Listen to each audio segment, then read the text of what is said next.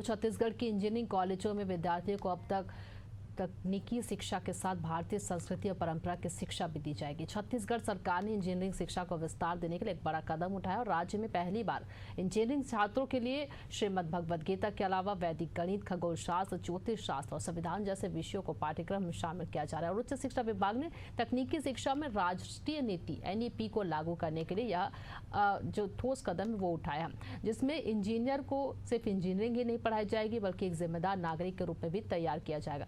उधर गीता के ज्ञान पर कांग्रेस और भाजपा में कैसे सियासी घमासान शुरू हो गया, देखिए ये रिपोर्ट। किस सेमेस्टर में क्या पढ़ाएंगे जाने।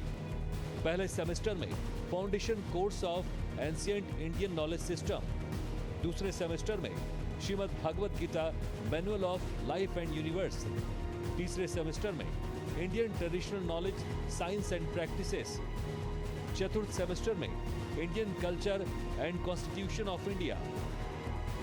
छत्तीसगढ़ के इंजीनियरिंग कॉलेजों में तकनीकी शिक्षा के साथ ही साथ श्रीमद् भगवद गीता के अलावा प्राचीन गणित, खगोल विज्ञान, ज्योतिष और संविधान जैसे विषयों को पाठ्यक्रम में शामिल किया जा रहा है। पहले सेमेस्टर में foundation course of ancient Indian knowledge system के साथ वैदिक काल के भारतीय गणितज्ञों जैसे आर्यभट्ट, ब्रह्मगुप्त और वरामिहिर के योगदान पर आधारित अध्ययन होगा। दूसरे सेमेस्टर में Shrimad Bhagavad Gita manual of life and universe जीवन दर्शन, नैतिक मूल्य और आत्मविश्वास पर आधारित पाठ्यक्रम पढ़ाया जाएगा। तो वहीं तीसरे सेमेस्टर में Indian traditional knowledge science and practices और खगोल विज्ञान और ज्योतिष के पारंपरिक सिद्धांतों का अध्ययन कराया जाएगा। जबकि चौथे सेमेस्टर में Indian culture and constitutions of India भारतीय स्थापत्य कला की विविध शैलियों, कलिंग, मराठा, राजपूत, द्रविड़ और संविधान की मूल अवधारणाओं की जानकारी। इसको लेकर लोगों की क्या राय है, आइए जानते हैं। भगवद गीता हमारे हिंदू धर्म का मूल आधार ग्रंथ माना जाता है और आज वर्तमान समय में देखें तो हमारा युवा वर्ग हमारे अपने ही रामायण, महाभारत, भगवद गीता या जितने भी वेद, पुराण, उपनिषद हैं उनसे दूर होता चला जा रहा है। संस्कृतियों से हम सीखते आ रहे हैं कि जैसे हमें अपने बड़ों का आदर करना चाहिए, ना ही सिर्फ पढ़ाई से, जिसमें टीचर्स की भी इज्जत होती है, ये सब और पढ़ाई से भी रिलेटेड बहुत सी चीज़ें, डिसिप्लिन इन सेंस, ये सब हमें भागवत गीता और हमारे पुराने संस्कृतियों से पता चल जा सकता है। जैसे आजकल के ज़माने में ये सब चीज़ें लोग भूलते जा रहे हैं, बच्चे भूलते जा रहे हैं। गीता जीवन के मूल्यों, कर्तव्य बोध, आत्मज्ञान और कर्मयोग की शिक्षा देती है। यह छात्रों में मानसिक संतुलन, आत्मविश्वास और नेतृत्व क्षमता को बढ़ावा देती है। आज के पुनर्युग में छात्रों के तनाव में मुक्त रहने की आवश्यकता है। भागवत गीता के श्लोकों छात्रों को मानसिक शांति और सकारात्मक दृष्टिकोण प्रदान करता है। भागवत गीता भारतीय संस्कृति की धरोहर है। इसके अध्ययन से विद्यार्थी अपने संस्कार और जड़ों से जुड़ते हैं। छत्तीसगढ़ के सभी 28 सरकारी और निजी इंजीनियरिंग संस्थानों में यह नया पाठ्यक्रम लागू किया जाएगा।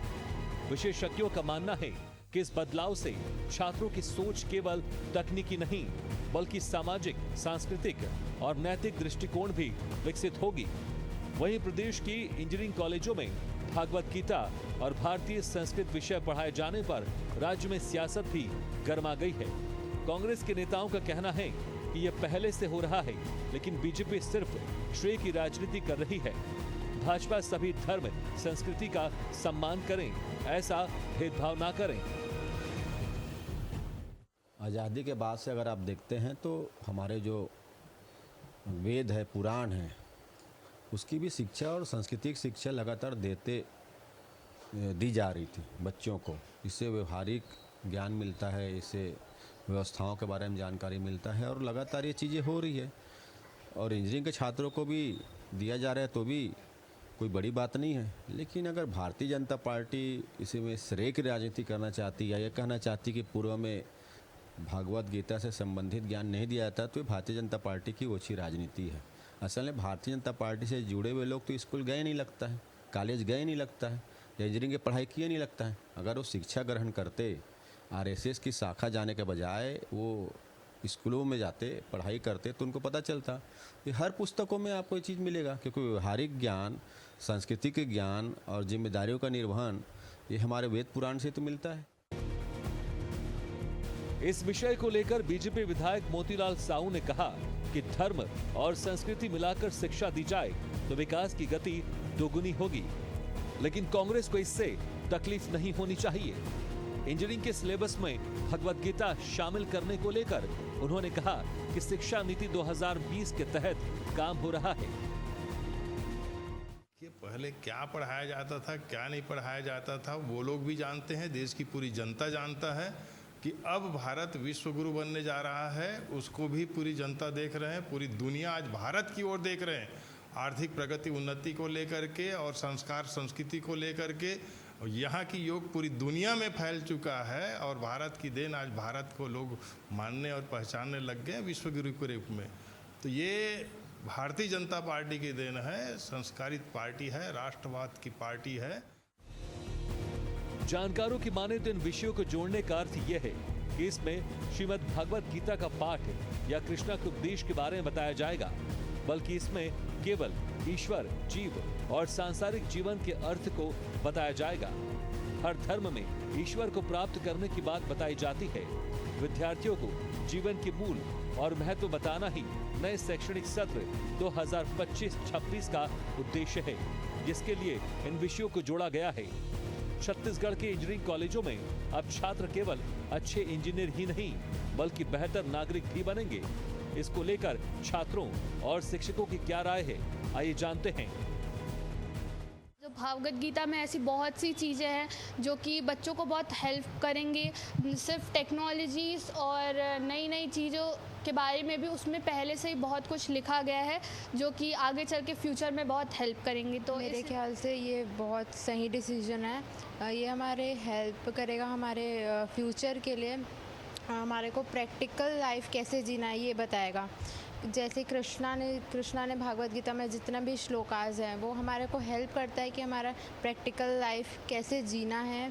It's help in life skill also and इससे हमारा माइंड भी शार्प होगा, स्पिरिचुअलिटी के तरफ भी जाएगा। और बहुत पहले आ जाना चाहिए था, क्योंकि जितनी समृद्ध संस्कृत भाषा है उतनी समृद्ध कोई और भाषा नहीं है, और जितनी अच्छी तकनीक, वैज्ञानिक तकनीक